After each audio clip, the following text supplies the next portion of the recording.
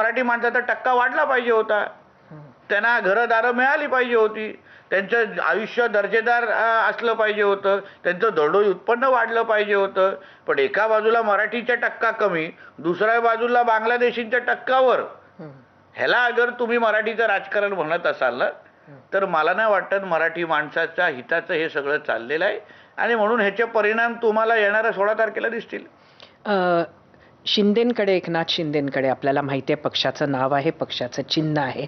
खरा शिवसैनिक कोणाकडे आहे हे तर आत्ता कळेलच निकालामध्ये. पण भाजपाकडे नारायण राणे आहेत आणि ते मुंबईत दिसत नाही आहेत प्रचारात. आहेत ना, आता टप्प्याटप्प्याने आता तर रंग चढत झालेले आहेत. अजूनपर्यंत मुख्य कलाकार मैदानात उतरायचे आहेत, मेन बॅट्समॅन अजून मैदानात उतरायचे आहेत. फडणवीस साहेब, त्या राणे साहेब, या सगळ्यांमध्ये सगळी चर्चा झालेली आहे. टप्प्याटप्प्याने तुम्हाला सगळ्या पद्धतीचे म्हणजे हे नेते मंडळी आमचे दिसतील, लोकांना जे हवेत असे चेहरे तुम्हाला दिसतील. कारण का शेवटी मुंबईची ही निवडणूक किंवा मुंबईची लढाई सरिताजी ही लहान नाही, ही महत्वाची आहे. मुंबईला ह्यांच्या कचाट्यातून आम्हाला बाहेर काढायचं आहे. मुंबईला आपल्याला विकसित आणि सुरक्षित ठेवायचं असेल तर आज उद्धव ठाकरे आणि ह्या सगळ्या कंपनीकडून ही मुंबई बाहेर काढायलाच लागेल. मुंबईतला राहणाऱ्या हिंदूला वाचवायलाच लागेल. मुंबईतला राहणाऱ्या मराठी माणसाला परत मुंबईमध्ये आणायलाच लागेल. आणि मुंबईला सुरक्षित आणि विकसित ठेवायचे असेल तर महायुतीला सत्तेमध्ये यायलाच लागेल. त्यासाठी आम्ही सगळेजण आपल्या आपल्या पद्धतीने रोल करण्यासाठी उतरणार आहोत. खरं तर या प्रचारामध्ये आता काय होतंय हे सांगता येत नाही, पण आताच म्हणजे अमित साटम यांना अमित चाटम वगैरे सुरू झालंय. म्हणजे भाषा नक्की घसरायला लागली आहे. माझ्या दृष्टिकोनातून भाषेपेक्षा सरिताजी ह्या कोकणातल्या जनतेचा फार मोठा अपमान आहे.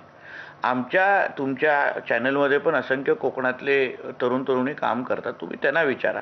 आमच्या सिंधुदुर्गात, रत्नागिरीत, रायगड या भागामध्ये साटम नावाची असंख्य आडनावाची लोक आहेत. परब आहेत, सावंत आहेत, राणे आहेत, नाईक आहेत, सगळे आहेत. तुम्ही त्याच्यातला आणि ती नुसतं आडनाव नाही आहे, त्या आडनावाला फार मान सन्मान पण आहे, मोठी संख्या आहे.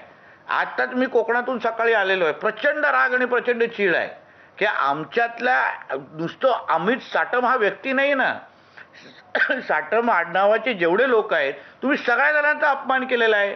आम्ही ठाकरेचं वाकरे केलं तर आवडणार तुम्हाला? तुम्ही पाहिजे तेव्हा लोकांची आडनावं बदलाल, त्यांची खिल्ली उडवाल आणि मग आपल्यातले काही पत्रकार त्यांना अरे ठाकरी भाषा बोलतात.